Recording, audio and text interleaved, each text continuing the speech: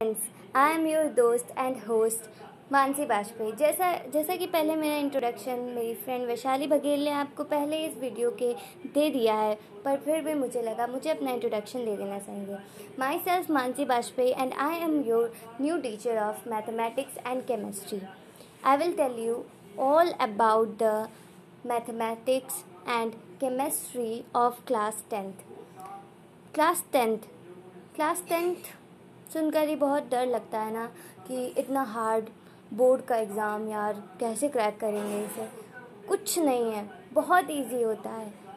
सबसे पहले तो आप अपने आप को मोटिवेट करके रखिए कि नहीं, मैं कर सकता हूँ, मैं बिल्कुल कर सकता हूँ। क्यों नहीं कर सकता? जब और सभी कर सकते हैं तो मैं भी कर सकता हूँ। इसलिए डरने की ज़रूरत नहीं है। और कोई इतना बड़ा भी सिलेबस नहीं होता है टेंथ में कि आप उसे कवर ना कर सकें। इसी के ज़रिए, ये मेरा पहला वीडियो है तो मैं इसी के ज़रिए आपको कुछ इन्फॉर्मेशन देना चाहूँगी। और अगर आपने अप्रिशिएट किया, आप लोगों ने चैनल को सब्सक्राइब किया एंड हमारे सब्सक्राइबर बढ़वाए, तो आगे फिर मैं आपको और भी वीडियोज़ देना चाहूँगी। वैसे मैं देना तो चाहती हूँ, बट बस आपका अप्रिशिएशन चाहिए।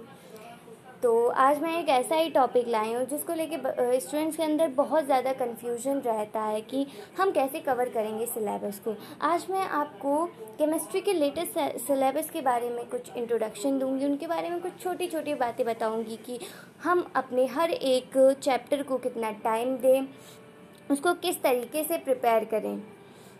इसलिए वीडियो को लास्ट तक देखिएगा without skipping. Now let's have a look on our syllabus of chemistry. And क्योंकि इसका सिलेबस मैंने इसलिए चूज़ किया क्योंकि स्टूडेंट्स के अंदर बहुत ज़्यादा कंफ्यूजन होता है, इसीलिए। अगर आपको वीडियो पसंद आए तो उसे लाइक करें, कमेंट करें, शेयर करें। एंड अगर इसके बाद भी आपको सिलेबस से रिलेटेड कोई प्रॉब्लम होती है तो आप मुझे बताएं, कमेंट सेक्शन में मेंशन करें एंड मैं आपका कंफ्यूजन दूर करने की पूरी कोशिश करूँगी। चलिए स्टार्ट करते हैं अपने new syllabus. Hello guys, let's have a look on our topic which is UP board syllabus of chemistry. वैसे तो सभी बोर्ड का जो सिलेबस होता है वो सेम होता है, आईसीएसई बोर्ड हो, सीबीएसई बोर्ड हो या फिर यूपी बोर्ड हो, बट सबका जो पेपर सेट करने का तरीका होता है वो थोड़ा डिफरेंट होता है। इसीलिए हम अपना यूपी बोर्ड चूज कर रहे हैं, उसे डिस्क्राइब कर रहे हैं। The first chapter of our chemistry is chemical reaction and equation. In this chapter, we have to learn about all the chemical reaction. What is chemical reaction? What is chemical equation? Types of chemical reaction, exothermic reaction, endothermic reaction, and some common phenomenon which is caused by the oxidation reaction.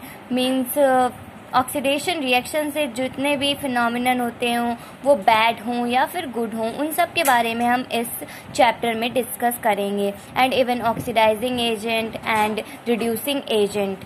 अरे सारा कुछ इसी में बता दूंगी। तो next video में क्या अपलोड करूंगी उसके लिए आपको हमारा नेक्स्ट वीडियो ज़रूर देखना होगा। और अगर अभी तक आपने वीडियो लाइक नहीं किया है तो वीडियो लाइक करें, कमेंट करें एंड ज़्यादा से ज़्यादा शेयर करें और चैनल को सब्सक्राइब करके बेल आइकन प्रेस करना ना भूलें, ताकि आपको जो भी हमारी न्यू अपडेट्स हैं वो टाइम टू टाइम मिल सकें। इस चैप्टर में ज़्यादा कुछ नहीं था। ये चैप्टर बहुत ईजी है, बहुत ज़्यादा, एंड इसे आपको ज़्यादा टाइम भी नहीं देना है। इवन 30 मिनट्स में आप अगर इसे पढ़ेंगे तो आपको बहुत अच्छी तरीके से ये चैप्टर समझ आ जाएगा। और एक बात याद रखें कि हमें हर चीज़ को समझना है, रटना नहीं है। वो कोई भी सब्जेक्ट हो, मैथ्स हो, साइंस हो, any subject, even in Hindi में 9th क्लास में आप पढ़ चुके होंगे, व्याख्याएं होती हैं, अर्थ होते हैं, अनुवाद होते हैं, वगैरह वगैरह।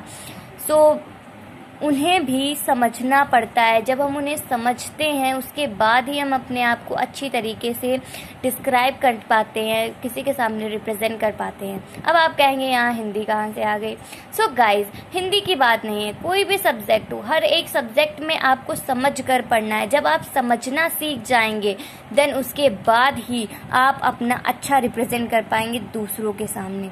सो इस चैप्टर में जितना कुछ था मैंने आपको बता दिया। एक बार मैं फिर से रिपीट करना चाहूंगी। It's what is chemical reaction, what is chemical equation and types of chemical reaction, different phenomenon which are due to the causes of oxidation reaction and exothermic reaction, endothermic reaction.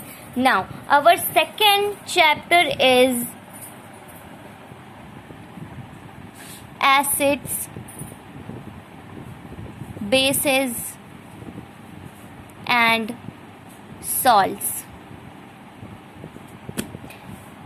अब इसके name से ही आपको पता चल रहा होगा कि ये एसिड के बारे में पढ़ेंगे हम, बेसिस के बारे में पढ़ेंगे, सॉल्ट्स के बारे में पढ़ेंगे। एंड जो ये सॉल्ट है, मीन्स ये जो सॉल्ट है, इससे रिलेटेड टॉपिक्स भी हम इस चैप्टर में पढ़ेंगे। एंड मैं आपको थोड़ा सा इसके बारे में डिस्क्राइब कर दूं। जो सॉल्ट होता है वो एसिड एंड बेस जब एक दूसरे से रिएक्ट करते हैं देन उसके बाद फॉर्म होता है।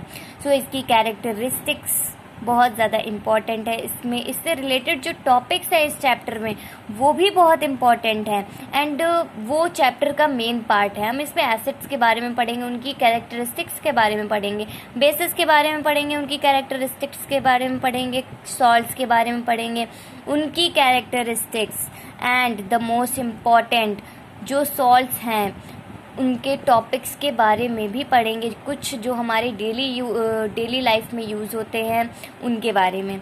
आपने देखा तो होगा पर कभी आपने उनको इतनी डीपली इमेजिन या इतनी डीपली नहीं सोचा होगा उनके बारे में। सो हम इस चैप्टर में उनके बारे में पढ़ेंगे, means topics related to salt. And वो जो टॉपिक्स है वही इस चैप्टर में इम्पॉर्टेंट है। मैंने पहले ही बताया आपको, उनसे रिलेटेड बहुत से क्वेश्चंस आते हैं। उनमें जो केमिकल रिएक्शंस है वैसे तो ज़्यादा नहीं है बट कुछ ही हैं वो इम्पॉर्टेंट हैं। वो भी कभी कभी आ जाती है एग्ज़ाम में। कभी कभी क्या, मीन 7 सेट्स होते हैं तो 7 सेट्स में किसी न किसी सेट्स में तो आपको इससे रिलेटेड क्वेश्चन मिल ही जाएगा, एसिड बेसिस एंड सॉल्ट से रिलेटेड। मैंने आपको फिर से बता दिया कि इस चैप्टर में हमें कितना पढ़ना है। इस चैप्टर को कवर करने में भी हमें ज़्यादा टाइम नहीं लगेगा। इजी चैप्टर है, बहुत ज़्यादा इजी चैप्टर है एंड ये इवन 40 मिनट्स में हमारा कवर हो जाएगा। सो अब आते हैं हम अपने next chapter, means third chapter chemistry के, जो यूपी बोर्ड में है, वो है metals and non metals. Metals and non metals chapter, जैसा कि हम सभी जानते हैं, मीन्स मैंने सुना क्या है, इवन मैं भी स्टूडेंट हूँ, सो मैंने पढ़ा है 9th क्लास में कि metals and non metals chapter उसमें था, मीन्स 9th क्लास में ये चैप्टर था। सो आप लोग तो पढ़ ही चुके हैं कि मेटल्स क्या होते हैं, नॉन मेटल्स क्या होते हैं। मैं यहाँ पे थोड़ा सा डिस्क्राइब करना चाहूँगी कि हमारी अर्थ में 118 एलिमेंट्स हैं। 118 एलिमेंट्स हैं जो हमारी अर्थ में प्रेजेंट हैं एंड ये 3 पार्ट्स में डिवाइडेड हैं। It's metals, non metals and metalloids. इस चैप्टर में हम मेटल्स एंड नॉन मेटल्स के बारे में पढ़ेंगे, उनकी फिजिकल प्रॉपर्टीज़, केमिकल प्रॉपर्टीज़ के बारे में पढ़ेंगे, उनकी रिएक्शंस, मतलब means metals and non metals की रिएक्शंस पढ़ेंगे। वाटर के साथ मेटल्स की रिएक्शन, नॉन मेटल्स के साथ नॉन मेटल्स की रिएक्शन, मेटल्स के साथ एंड डिफरेंट कंपाउंड्स के साथ, एसिड के साथ, बेस के साथ, कि मतलब रिएक्शन के बाद वो क्या फॉर्म करते हैं एंड उनमें क्या चेंजेस आते हैं, इन सब के बारे में हम इस चैप्टर में पढ़ेंगे। सो एंड इस चैप्टर का जो मेन टॉपिक है वो है मेटलर्जिकल प्रोसेस। मेटलर्जिकल प्रोसेस ये प्रोसेस क्या है मैं आपको बता दूं. It is the process in which we extract metals from the impure compound और मिनरल्स. मीन्स ये ऐसा प्रोसेस है जिससे हम मेटल्स को एक्सट्रैक्ट करते हैं. हमें जो मेटल्स फाउंड होते हैं, वो जो मेटल्स देखते हैं लाइक एल्युमिनियम, आयरन, ये फ्री स्टेट में नहीं अकर होते हैं नेचर में, ये कंबाइंड स्टेट में अकर होते हैं. किसी न किसी एलिमेंट्स के साथ ये रिएक्ट करके कोई नया कंपाउंड बना लेते हैं, जिनसे हमें उन्हें एक्सट्रैक्ट करना पड़ता है इस मेटलर्जिकल प्रोसेस में. और हम पढ़ेंगे उनका एक्सट्रैक्शन कैसे करते हैं, हम किस प्रोसेस से करते हैं. एंड ये भी नहीं है कि सारे मेटल्स को हम एक ही प्रोसेस के साथ एक्सट्रैक्ट कर सकते हैं. सबका अलग अलग होता है प्रोसेस. किसी का कुछ होता है, किसी का कुछ होता है. किसी में कोई हीट ज़्यादा इवॉल्व करता है, कोई हीट ज़्यादा लिबरेट करता है. सबका अलग अलग प्रोसेस होता है, इसलिए हम सबको अलग अलग तरीके से इसमें एक्सट्रैक्ट करना सीखेंगे. इस चैप्टर का जो main and most important topic है वो यही है, मेटलर्जिकल प्रोसेस. और इससे रिएक्शंस भी बहुत ज़्यादा पूछी जा सकती हैं. मतलब मैंने पहले ही बता दिया कि किसी न किसी सेट्स में इससे रिलेटेड वो रिएक्शन ज़रूर होगी. इस चैप्टर के बारे में तो हमने डिस्कस कर लिया. अब हम अपने let's come in our next chapter, that is carbon and its compound. अब जैसे कि हमें इसके नेम से ही पता चल रहा है कि हम इसमें कार्बन से रिलेटेड पढ़ेंगे. ये जो चैप्टर है वो मोस्ट इम्पॉर्टेंट चैप्टर है, मोस्ट इम्पॉर्टेंट चैप्टर. इससे बहुत से क्वेश्चंस आते हैं एंड इवन ऐसे क्वेश्चंस आते हैं कि इंटेलिजेंट से इंटेलिजेंट बंदा भी इसमें कंफ्यूज हो जाए. ऐसे क्वेश्चंस आते हैं बिकॉज इसमें रिएक्शंस बहुत हैं. इसमें कहीं से भी कुछ भी पूछ सकता है आपसे. आपको खुद नहीं पता होगा कि आप उसके आंसर के बारे में क्या दें. तो इसीलिए हमें थोड़ा ध्यान से इस चैप्टर को पढ़ना पड़ेगा. अब इसमें क्या है मैं उससे रिलेटेड आपको बता देती हूँ. जैसा कि पढ़ रहे हैं हम कार्बन, तो कार्बन के बारे में पढ़ेंगे. It's chemical properties, physical properties and carbon के एलोट्रॉप्स के बारे में पढ़ेंगे. एलोट्रॉप्स होते हैं बहुत से टाइप्स के होते हैं. It's amorphous and non amorphous. यहाँ पर हम amorphous and non amorphous both के बारे में पढ़ेंगे. लाइक डायमंड एलोट्रॉप्स है कार्बन का. देन इसके बाद ग्रेफाइट एंड फ्लोरेंस, इनके बारे में हम इस चैप्टर में पढ़ेंगे. एंड इसके आगे आता है आइसोमरिज्म. आइसोमरिज्म एक प्रोसेस होता है. उसे मैं अभी क्यों डिस्क्राइब करूं भाई, अभी क्यों करूं? इसके लिए आपको नेक्स्ट वीडियो में आना पड़ेगा. एंड अगर अभी तक आपने वीडियो को लाइक नहीं किया है तो लाइक करें, चैनल को सब्सक्राइब करें. एंड अगर कोई प्रॉब्लम होती है तो मुझे कमेंट सेक्शन में बताएं और मैं पूरी कोशिश करूंगी आपके उस डाउट को क्लियर करने की. मीन्स व्हाट, क्लियर करने की कोशिश करूंगी. आप मुझे ज़रूर कमेंट सेक्शन में बताएं कि आपको ये वीडियो कैसा लगा है. चैनल को सब्सक्राइब करें, बेल आइकन प्रेस करना मत भूलें.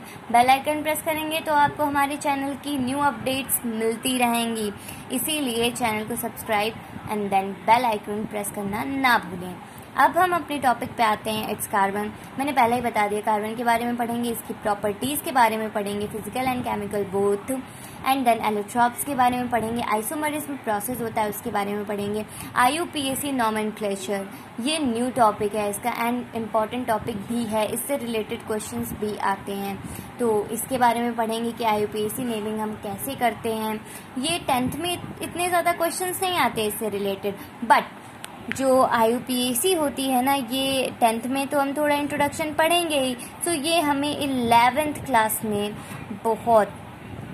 बहुत ज़्यादा इम्पोर्टेंट रोल प्ले करेगी बिकॉज उसमें जो है हम इसको डीप में पढ़ेंगे इस पूरे टॉपिक को. अब इसके आगे जो आता है वो है इसके मीन्स हम सोप्स के बारे में पढ़ेंगे, डिटर्जेंट के बारे में पढ़ेंगे जो IUPAC नेमिंग में आता है. And carbon and its compound का एक इम्पॉर्टेंट टॉपिक है. सोप्स एंड डिटर्जेंट से रिलेटेड क्वेश्चंस बहुत ज़्यादा पूछे जा चुके हैं बोर्ड में एंड पूछे जाते भी हैं. एंड नेक्स्ट आया IUPAC के नेमिंग के बाद 2 टॉपिक्स हम पढ़ेंगे, it's ethyl alcohol and ethanol. अब आप कहेंगे ये कौन सी बला आ गई भाई, ये कोई बला नहीं है, बस IUPAC नेमिंग के बाद कुछ कंपाउंड होते हैं जिनको हम एथिल अल्कोहल और एथेनॉल बोलते हैं। ये इम्पॉर्टेंट टॉपिक है, इनकी जो प्रॉपर्टीज़ है, जो यूजेस है, वो बहुत इंपॉर्टेंट है बिकॉज वो बोर्ड में बहुत पूछे जाते हैं एंड उससे रिलेटेड रिएक्शंस भी आती हैं। मैंने आपको पहले ही बताया था कि ये important means most important chapter है जिससे बहुत सारे क्वेश्चंस बन सकते हैं एंड आप कंफ्यूज हो सकते हैं। सो आपको पूरा चैप्टर अगर पढ़ना है तो आपको चैनल को सब्सक्राइब ज़रूर करना पड़ेगा। मैं बार बार आपसे कह रही हूँ कि चैनल को सब्सक्राइब करें एंड बेल आइकन प्रेस करना ना भूलें। सो जितना इम्पोर्टेंट था इस चैप्टर में उतना मैंने आपको बता दिया। इस चैप्टर के लिए कोई टाइमिंग डिसाइडेड नहीं है। टाइमिंग इसलिए नहीं डिसाइडेड है कि आप इसको जितना डीप में पढ़ना चाहेंगे आप इसमें उतने डीप पहुँचते जाएंगे और आपको पता ही नहीं चलेगा कि आप कितनी देर तक इस चैप्टर में रहे, इस चैप्टर को पढ़ा। जब आप इस चैप्टर को पढ़ेंगे ना तो आपको बहुत इंटरेस्ट आएगा बिकॉज बहुत इंटरेस्टिंग चैप्टर है ये। आपको बिल्कुल ये नहीं लगेगा कि केमिस्ट्री बोरिंग होती है, आपको लगेगा इट्स वेरी इंटरेस्टिंग बिकॉज ये हमें फिजिकल वर्ड से, केमिकल वर्ड से, ह्यूमन वर्ड तक कनेक्ट कर देती है। सो अब तो मैंने आपको बता ही दिया। सो ह्यूमन के बारे में जानना किसको पसंद नहीं होगा, इसलिए ये चैप्टर एंड ये जो केमिस्ट्री सब्जेक्ट होता है बहुत इम्पॉर्टेंट है, आपको लाइफ टाइम काम करने वाला है। तो इसीलिए इस टॉपिक, इस केमिस्ट्री को बहुत ध्यान से पढ़ना चाहिए। एंड मैंने आपको बता ही दिया है कि हम इसमें क्या क्या पढ़ सकते हैं, isomerism etcetera etcetera, it's most important questions. And मुझे लगता है कि आपके दिमाग में एक क्वेश्चन ज़रूर आ रहा होगा, आपके माइंड में स्ट्राइक कर रहा होगा कि इस यूनिवर्स में, यूनिवर्स की बात नहीं कर रही मैं, इस वर्ल्ड में 118 एलिमेंट्स हैं जो अभी तक फाउंड किए गए हैं, सिर्फ कार्बन ही क्यों मैंने लिया, कार्बन से अलग क्यों नहीं लिया? तो उसके लिए आपको आगे वीडियो ज़रूर देखना पड़ेगा। आपका नेक्स्ट टॉपिक है it's periodic classification of an element. इस चैप्टर में आप एलिमेंट्स की क्लासिफिकेशन के बारे में पढ़ेंगे। जो हम लोग मॉडर्न पीरियोडिक टेबल देखते हैं तो वो ऐसे ही थोड़ी बन गई है, उसके लिए भी बहुत से साइंटिस्ट ने अपनी कोशिशें की हैं, बहुत सी प्रैक्टिसेस की हैं, देन उसके बाद वो मॉडर्न पीरियोडिक टेबल आई है। इसमें आप पढ़ेंगे डॉबर्नियर स्ट्राइट्स के बारे में, न्यूलैंड ऑक्टेव के बारे में, जिन्होंने अलग अलग टाइप्स की modern table means periodic table दी हैं, बट वो किस रीज़न से फेल हो गए इसके लिए आपको तो आगे वीडियो देखना पड़ेगा एंड चैनल को सब्सक्राइब करेंगे तभी आप देख पाएंगे। सो गाइस मैं यहीं तक रखती हूँ इस वीडियो को एंड मैं एंड करना चाहूँगी। सो आई एम वेरी थैंकफुल कि आपने जो प्यार मेरी बहन, मेरी फ्रेंड वैशाली बघेल को दिया है वही प्यार हम दोनों को मिलेगा, मीन्स मुझे एंड दिव्यांका को, जो एक और टीचर है, उनका भी वीडियो कुछ ही देर के बाद अपलोड हो पाएगा, इवन कल तक। सो आप इंतज़ार करें, आप वेट करें उस वीडियो का एंड बस हमें आप लोगों की अप्रिशिएशन की ज़रूरत है। अगर आप अप्रिशिएट करेंगे तो हम आगे और वीडियो पोस्ट करेंगे एंड चैनल को सब्सक्राइब करें, वीडियो को लाइक करें। कमेंट सेक्शन में अगर आपको कोई भी प्रॉब्लम हो तो आप मुझसे पूछ सकते हैं, नेक्स्ट वीडियो में मैं आपकी वो प्रॉब्लम ज़रूर सॉल्व करूँगी। And thank you so much to listen me, to watch my video and bye bye guys, मिलते हैं नेक्स्ट वीडियो में। Thank you so much again.